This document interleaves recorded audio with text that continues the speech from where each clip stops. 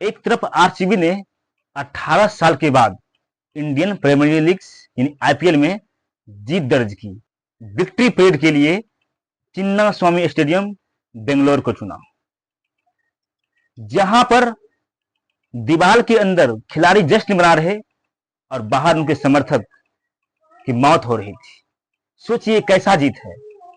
ये मानवता को एक शर्मसार करने वाली बात है कि एक खिलाड़ी के लिए एक फैंस क्या मायने होता है और उनके लिए क्या कुछ न करते हैं, लेकिन उस खिलाड़ी को जरा सा भी उनकी दर्द दिखाई नहीं दिया है, ना ही सुनाई दिया है।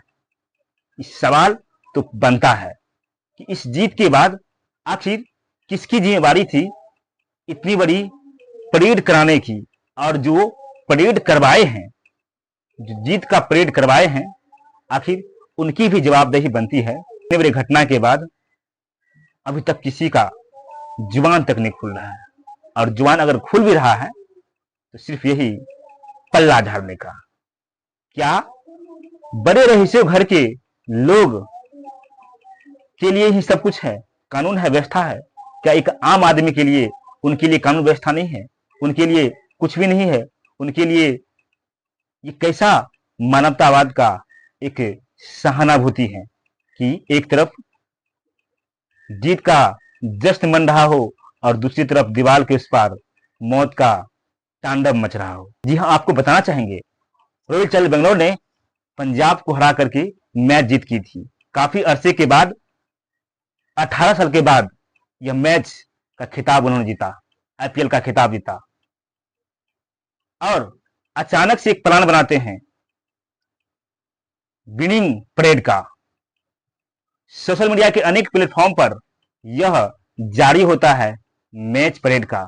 जैसे ही समर्थक को पता चलता है कि आज विनिंग परेड होने वाला है, दर्शक और जो आरसीबी के फैन है वो अपने घर से निकलते हैं और आते हैं उस पल को देखने के लिए, जिस पल का उन्हें बेसब्री से इंतजार था। लेकिन क्या पता आने वाला समय उसके साथ ऐसा घटना घट जाएगा, ये किसी ने सोचा भी नहीं होगा। सभी झूम रहे थे, सभी गा रहे थे, सभी एंजॉय कर रहे थे, लेकिन बाहर वही दूसरी तरफ एक गम का माहौल था, एक गम चल रहा था। ऐसी घटना जो हर किसी को सोचने पर मजबूर करता है। आखिर वो 12 लोगों की मौत का जिम्मेदार आखिर कौन है? आखिर कौन है उसका मौत का जिम्मेदार? जिस परिवार के किसी बेटा चला गया, किसी का बेटी चला गया, किसी का पिता चला गया, किसी का बहन चली गई, छोटे छोटे मासूम बच्चे चले गए, और अभी भी लगभग 50 से ऊपर लोग घायल उस हॉस्पिटल में है। सबसे पहले उस सब के साथ मेरा संवेदना व्यक्त है। मैं भगवान से प्रार्थना करता हूं उस सबको, उसके परिवार को इस दुख की घड़ी में उसे सहानुभूति दे, आत्मबल दे, हिम्मत दे। लेकिन ये जो काम करवाया है, ये जो हुआ है, इस सब को सजा मिलनी चाहिए, ऐसे लोगों को सजा मिलनी चाहिए। लेकिन आखिर इस मैच के जीतने के बाद आखिर इसे घटना हुई क्या हुई, क्या चूक हुई, कहां पर यह घटना हुई? आखिर ये किसकी जवाबदेही है? क्या रॉयल चैलेंजर्स बेंगलोर के मैनेजमेंट की जिम्मेवारी है, या कर्नाटका स्टेट क्रिकेट काउंसिल का जिम्मेवारी है? किसका जिम्मेवारी है? अभी तक कोई साफ साफ नहीं कह रहा। वहां की सरकारें भी पल्ला झाड़ लिए हैं, वहां का क्रिकेट एसोसिएशन भी पल्ला झाड़ लिए हैं। आईपीएल का जो स्टेटमेंट था, टीम आईपीएल मैनेजमेंट का जो स्टेटमेंट था, वो भी पल्ला झाड़ लिए हैं। आखिर सवाल उठता है, उस 12 लोगों का मौत का खिलवाड़ कौन है? कौन है वो व्यक्ति? क्या जरा सा इतनी भी उसको नहीं मानवता की दुहाई आई कि अंदर वो जश्न मना रहे थे और बाहर जो है वो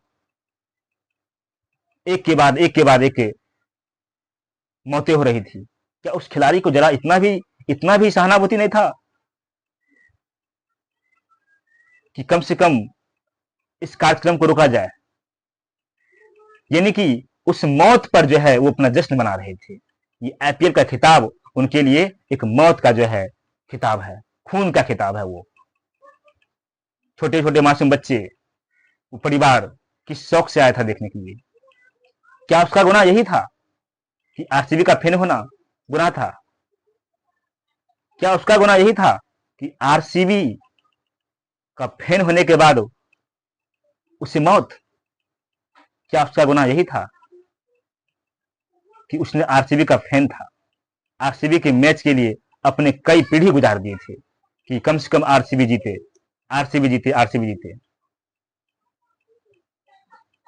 लेकिन ये कप, जो कप है हाथों में, खिलाड़ियों के हाथों में, ये कप खून का कप है। उन 12 लोगों के खून का कप है ये आरसीबी का जीत का कप नहीं, ये खून का कप है। वहां की सरकारें ही पल्ला झाड़ रहे हैं। सरकार कहते हैं पता नहीं है।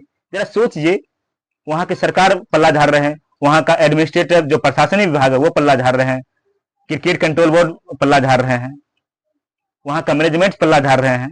ताकि भैया करा कौन रहा था ये मैच का जो विनिंग जो परेड करा रहे थे? क्या अपने आप चलाए? क्या अपने आप होना शुरू हो गए थे? 5 तारीख का मैच होता है, 3 तारीख को मैच होता है, माफ कीजिए, 3 तारीख को मैच होता है और 4 तारीख को जो विनिंग परेड होता है और उसमें सभी खिलाड़ी भाग लेते हैं।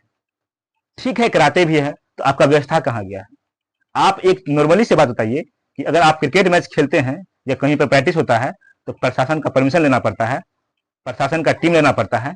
यहाँ पर हम प्रैक्टिस करवा रहे हैं, यहाँ पर हम प्रैक्टिस करवा रहे हैं, लेकिन इतने बड़े आयोजन के बाद भी आपने जो है किसी प्रकार का जो है प्रशासन की व्यवस्था वहां पर दिखा नहीं।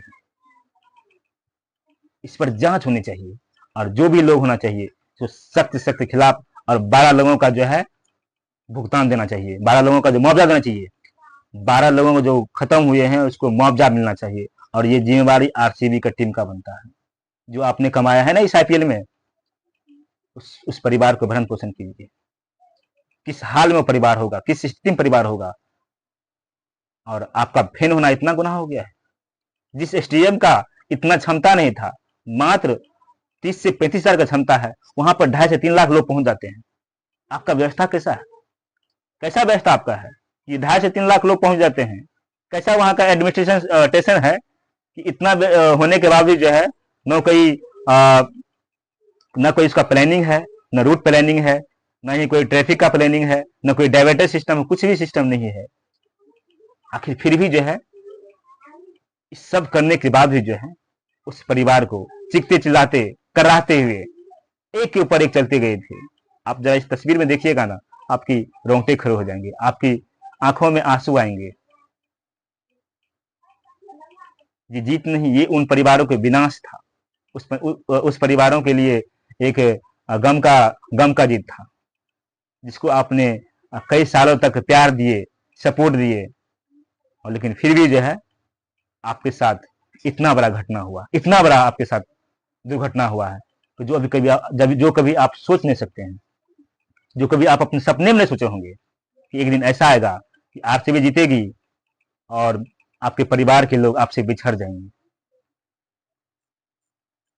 जो भी दोषी होगी उनको कार्रवाई होनी चाहिए, सख्त कार्रवाई होनी चाहिए। और इसके बारे में आप क्या कहना चाहते हैं जरूर बताइएगा हमारे कमेंट में।